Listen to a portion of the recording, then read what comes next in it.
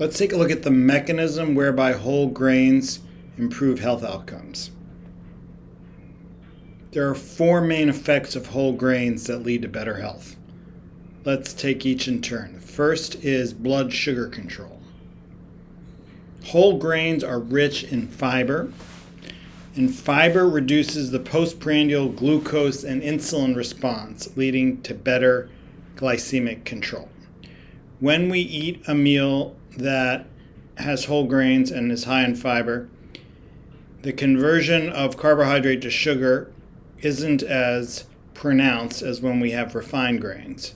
What this means is that insulin isn't repeatedly released from the pancreas and the cells don't become desensitized to insulin, as they would in the diet of someone who eats refined grains, where blood sugar spikes after meals, insulin's produced, and eventually the cells grow numb to the effect of insulin. More insulin is needed, but despite ever more insulin, the cells become increasingly resistant. Better blood sugar control reduces insulin resistance. Insulin resistance leads to weight gain and diabetes. One way that it leads to weight gain is that when we eat a meal and we're insulin resistant,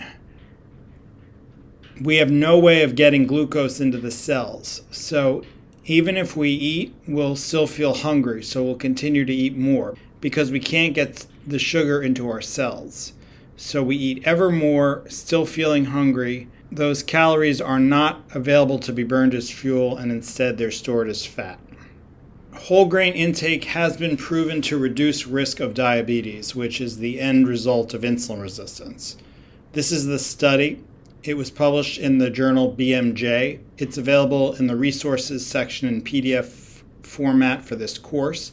The journal has an impact factor of 30.22, making it one of the most prestigious medical journals in the world.